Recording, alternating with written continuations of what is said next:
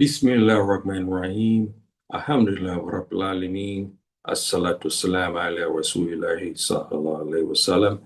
Assalamu alaikum rahmatullahi wa kwani kwati fi din. Salamu ala mani taba'ahu la kwani kwati fi Afrika, Europa, America, Caribbean, wa kuli makan. Halim wa salam bikum to my fullback community, Anjurama Jembe, Alhamdulillah Jamwali. Okay, my brothers and sisters, today I'm going to be covering a very important topic, and it's going into the series of Road to Abuja, but we're going to get something straight. I want you to see the angle that I'm getting at here. We try to figure out what's the problem in the Sahel. In a sense, it's not one problem, but there's one major problem that we don't discuss. This map here gives you the indication on why we have the problem.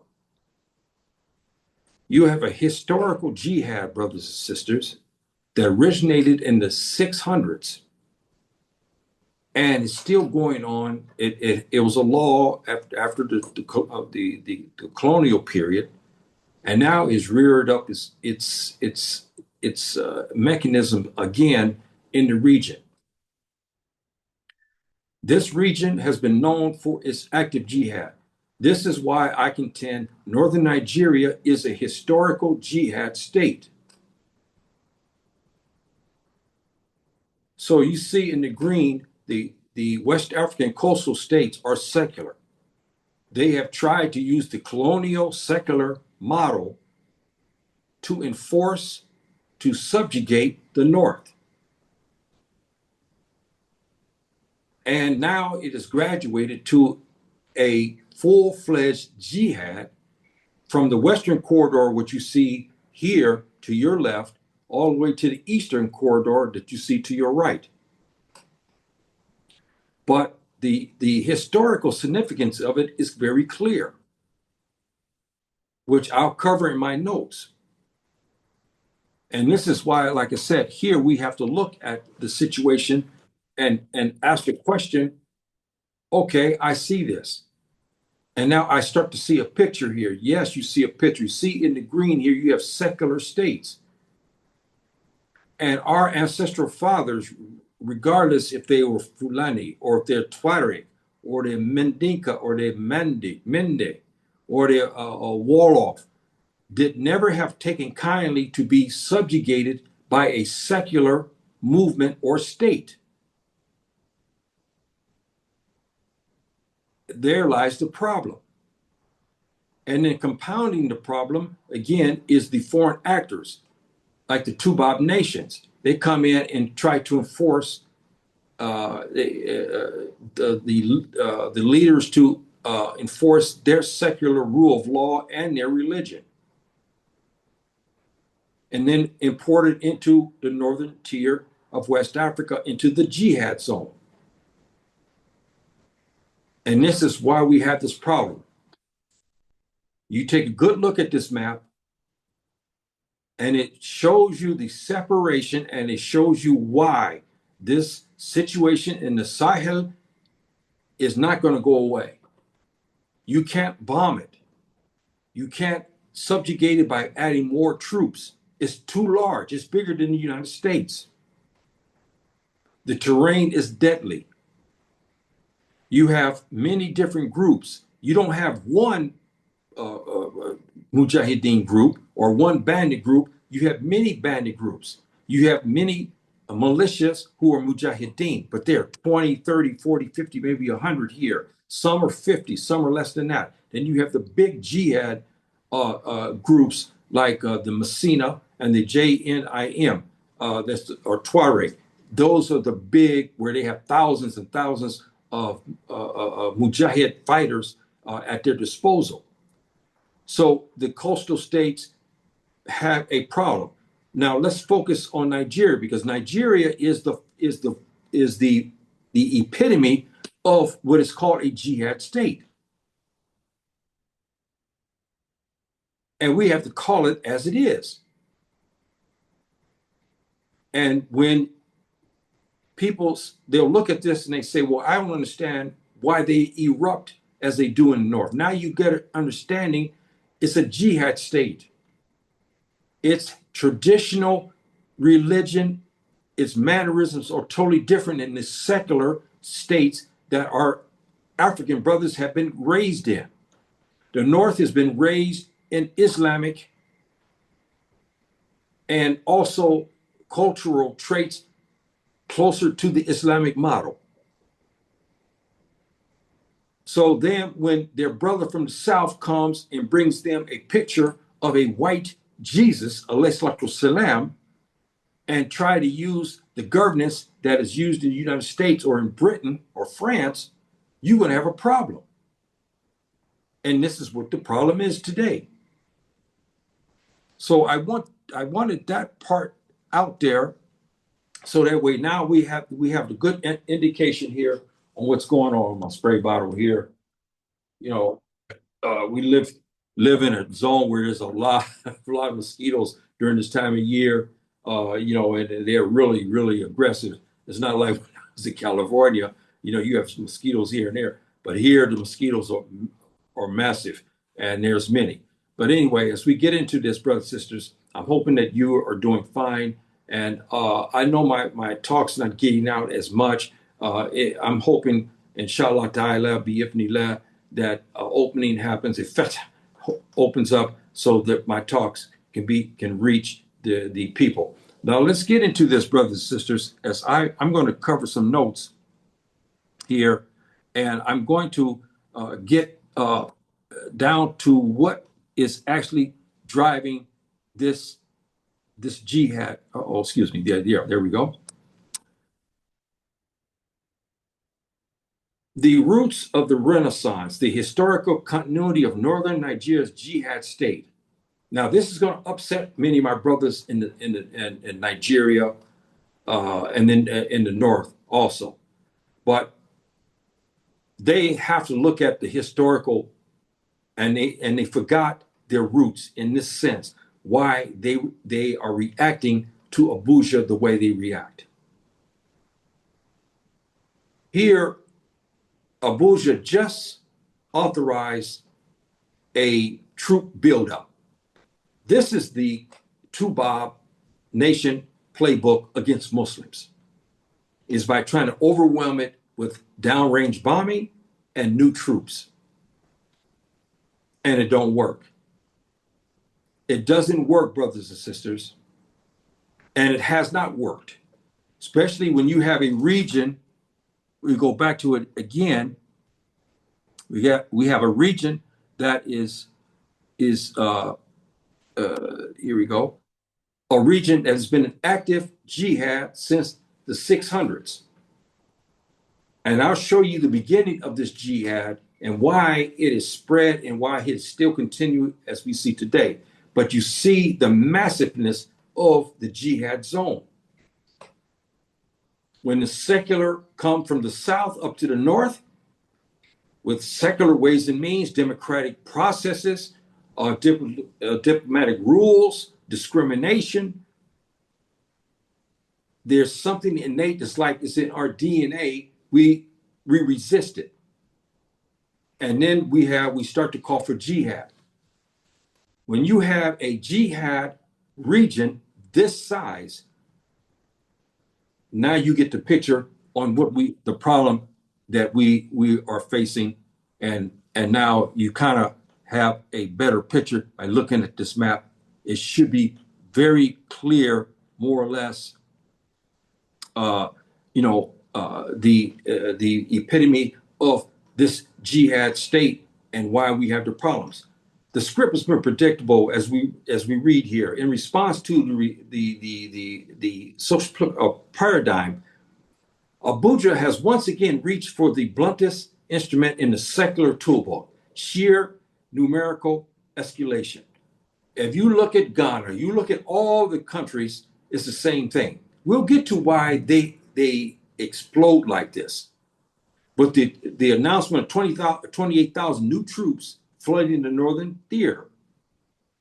The central government has doubled down on the worn out promise that this time, unlike other, more boots, more steel, more pressure, will finally subdue the Sahelian insurgency. It's not going to work. This is the recurring pathology of modern West African statecraft. Secular administration view the complex, deeply rooted traditions of northern resistance through distorted, hyper-simplistic lenses of criminality or conventional rebellion. They see the North as a one big blanket. You send troops in it, and that's it. They don't look at and when the troops come, they're not from the North generally. Even though now they're building up in the North, but they still are not party to the heartbeat of the North, and they don't understand it. To them, every manifestation of jihad state paradigm is merely an administrative glitch that can be solved by expanding military payroll. They look at the jihad and they say, okay, you know what? There's a band here. We know there's one over here. Let me send 28,000 and that's going to solve the problem. It's not going to solve the problem, brothers and sisters. It won't solve the problem. As you see, it will fail. They fail to grasp or refuse to admit that adding thousands of fresh conscripts into a region defined by centuries of spiritual, political autonomy does not solve the crisis. You can't. When you have brothers from the North, they pick up a book and they read about the Sokoto Caliphate. When they read about the Great Pulo, when they read about the Messina from the 1400s to 1800s, they read about all these other smaller Fulani sultanates. They read about the sultanates there in the Senegambia region, the Fulani.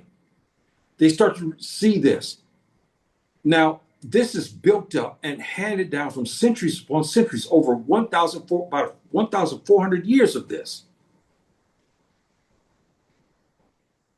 So they think by adding troops and by forcing secular democratic ways and means, it's going to solve it, but it accelerates it. Every deployment of overzealous federal forces compounded by outsourced federal contractors, heavy-handed tactics, acts to self-fulfilling prophecy. It alienates the local population, already view the bloodshed and feeds a very insurgent recruitment engine they claim they're coming to destroy. This, brothers and sisters, is a fact. When Abuja or in Accra or wherever in West Africa, they get the intelligence report, or the Americans send them something telling, look, we want you to deal with these Fulani. We want you to handle these Fulani. We want you to subjugate the Fulani. We want you to make sure they don't develop any sultanates or emirates in the region. I'll give you 30 million to do it. And this is happening. The dollar sign on the secular governments gets big in their eyes. They start thinking about the villas they'll have in Washington, D.C., or in Paris, France, or in London, England. Their pockets get filled. They have millions in an offshore bank account.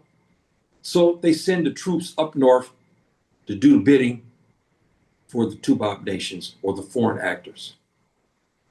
And that's lies the problem. When those conscripts get up in the north, they are poorly trained and they are poorly equipped. And they're poorly paid.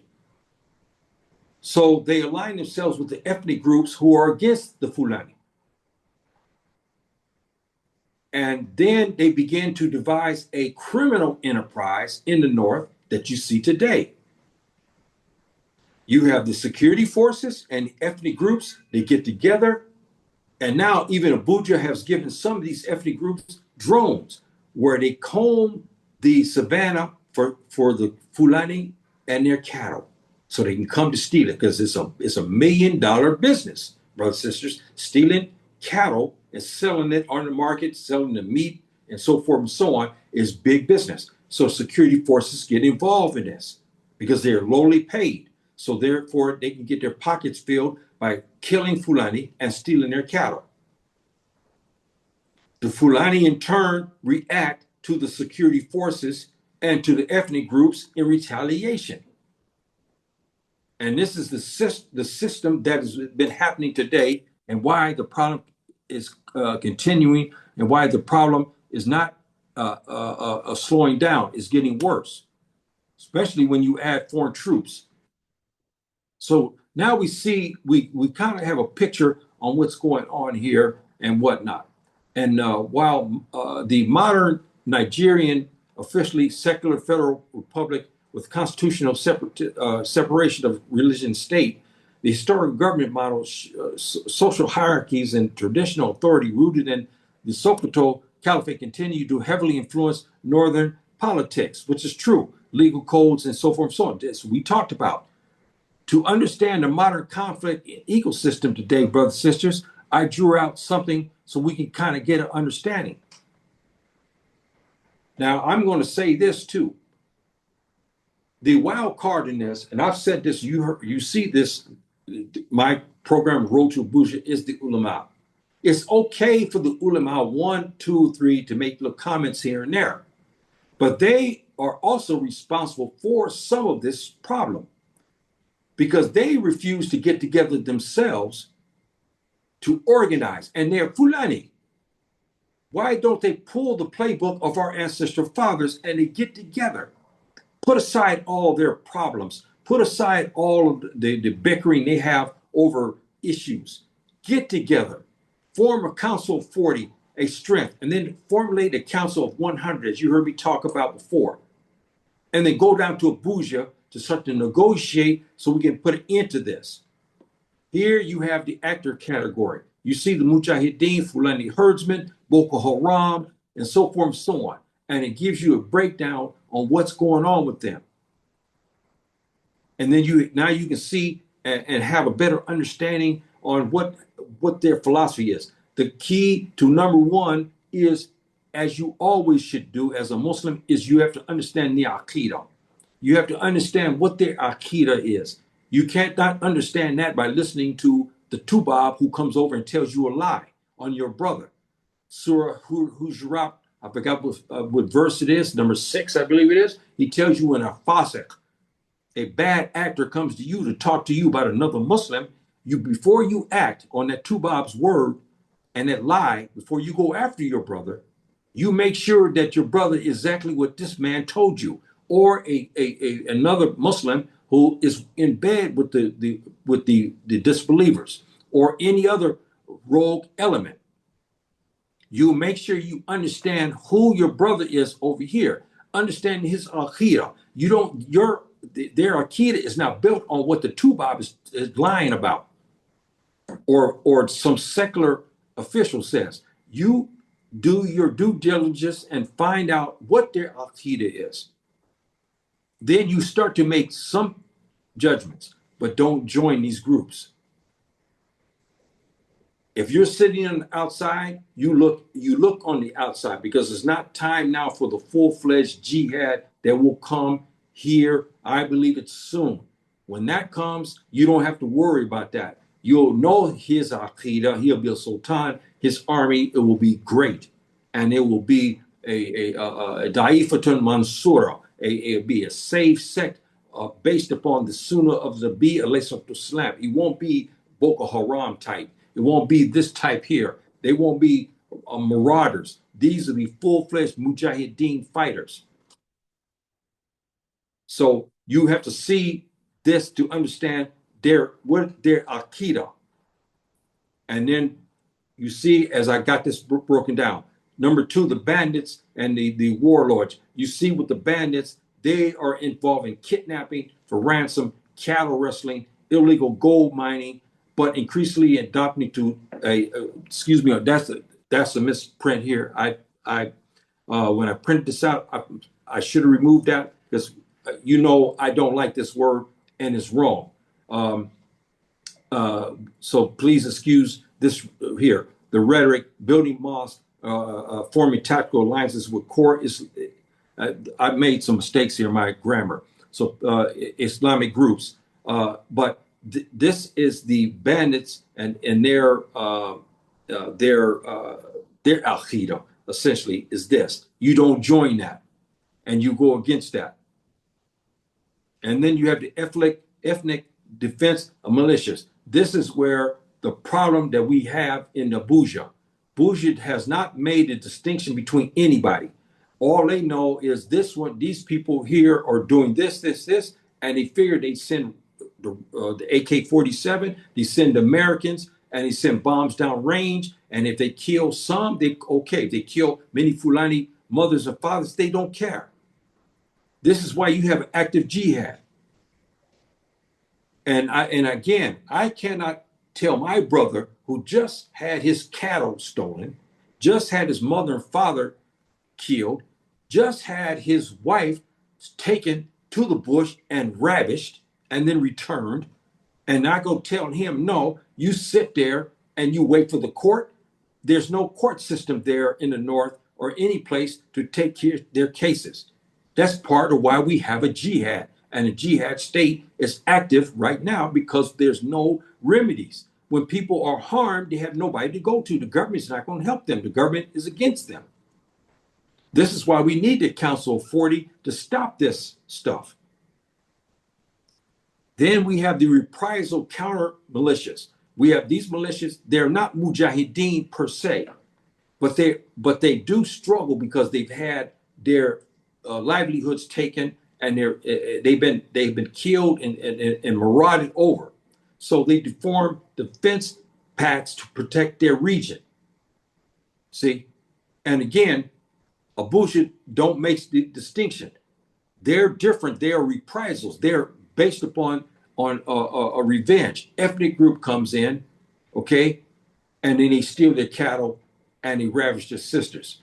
They come in there and they go to find them and they go and exact punishment. This is what we call reprisal militias. This is what they are. So now you have that understanding, brothers and sisters, that and then you have the secular state. This is one of the major catalysts to the jihad. Is again, when you remember that map in the green, the secular state.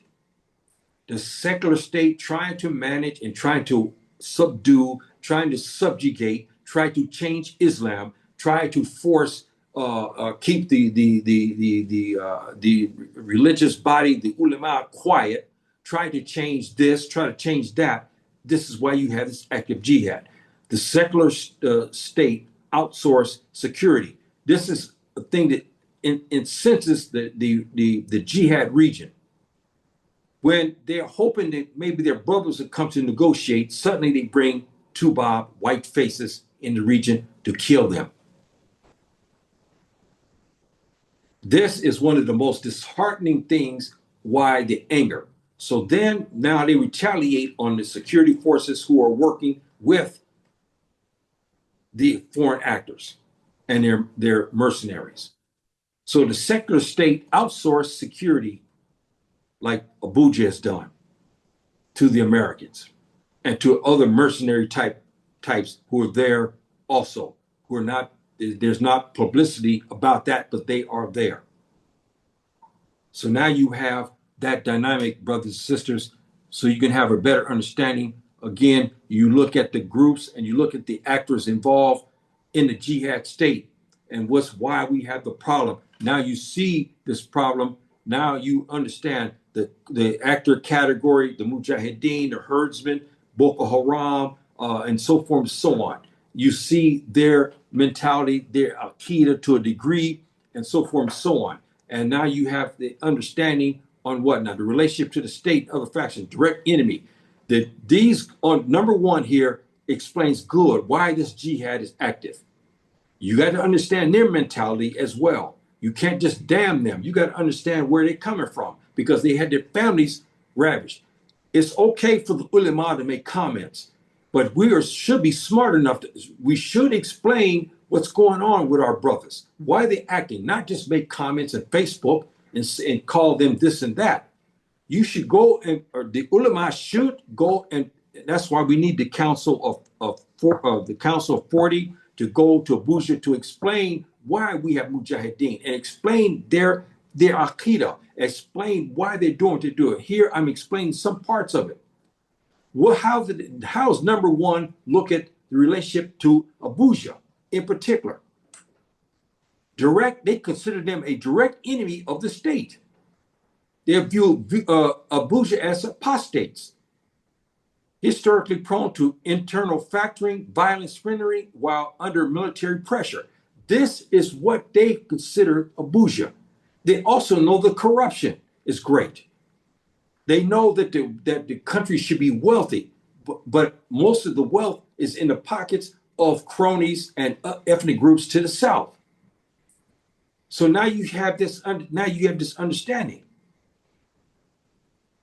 Now, number two, the bandits. See, the bandits have a different kind of, because they're motivated by financial means, not by the aqidah, not by jihad, fisabilillah. They're not motivated by, I want to take over the government and form the Sharia law. They're not motivated by that. Here, they want their relationship with the state. Sometimes they bargain with the local authorities or fights rival bandit factions. This is the other things why these bandits are very dangerous and can't be trusted. Here is an example of that. You have a bandit group over here. They see a lucrative payday in another region where there's other bandits. So they'll go to the local security people, okay, and say, look, man, Yahya and his band, there's 50 of them. We know what they're doing. Here's where they go every Jumu'ah. They go over here on Saturday, do this. I want you to fight them. They'll go to the local authorities to do that. The local authorities go search them and find them out and kill them. This bandit group then runs into their region that is now open and available, and they go to take the spoils. This is how they operate. This is why they are very difficult. And here again, I don't know. I swore I changed, but my enemy has access to. When I go to sleep at night, I find many things they might have put, because they know I don't like this word. I should have proofreaded it again, because I thought I proofreaded it before I put it back in, and I guess I didn't do it well, because I see they added these words back in here again. We know that some of the bandit groups will cooperate the Mujahideen, but that's very rare. So anyway, brothers and sisters, you kind of have a good indication now on what's going on in that, why we have this problem in the Sahel. The Sahel is a jihad region, bottom line. I don't care what anybody says. Anybody from the ulama comes and say, no, it is not. I have to remind them, my dear brothers in ulama in Nigeria or any other place, you have to go back to the history and look at this, which I'll cover. And you have to look at this map, and you have to ask the question, and you cannot deny this. You can't cover this up. You have to know your history. You have to embrace it. Now, what do we mean by, we talked about the classes of jihad. We know what jihad, according to the West, means killing, being a strong Muslim, meaning that you can hurt disbelievers. That's wrong. And you can kidnap and so forth. That's not jihad. That's criminal.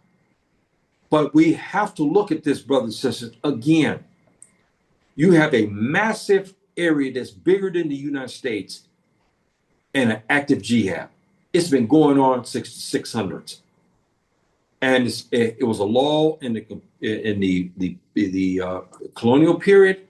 After the colonial period, it was a law. But when 9/11 came, the Americans and their European allies began to figure this is the time now to go after Islam proper. And they did.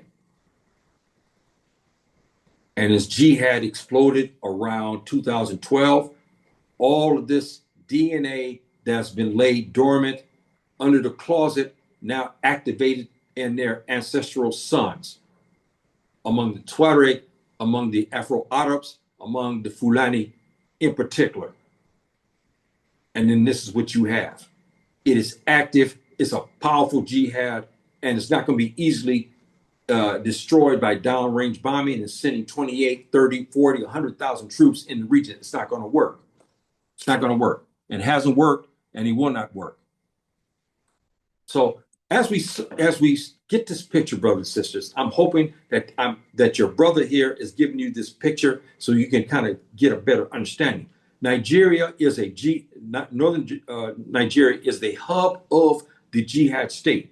It's because why? You have a concentration of a lot of scholars. You have a great, massive emirate, the Sokoto, or I don't like to call it caliphate, a sultanate that was massive. And you had so much a scholarship in this region, and it's active jihad has been there. Active jihad doesn't mean everybody's picking up AK-47. No, active jihad means they've always wanted to maintain their way of life, and they have ways of maintaining this. Not fighting every time, but the jihad takes on many different things. When the secular come up to the north to say, we're going to close up your masjids, we want you to make your prayer, and we want you to close the door. This is a jihad you now have entered into. You go to the secular powers and say, look, you can't do this. Our masjid should remain open because this is what we have been doing for hundreds of years. There's nothing wrong in this because we have people want to come into the masjid early in the morning and they want to make their prayers there because it's a place of worship. This is what I'm just giving you an example, bro. So this is part of a jihad because now you're trying to fight to keep your way of life. Also, jihad is fighting to keep the security forces from stealing your cattle. This is a jihad also. See, all of these aspects you have to look at. But Abuja and their media conglomerates, plus their allies with the Tubab media across the world, it's like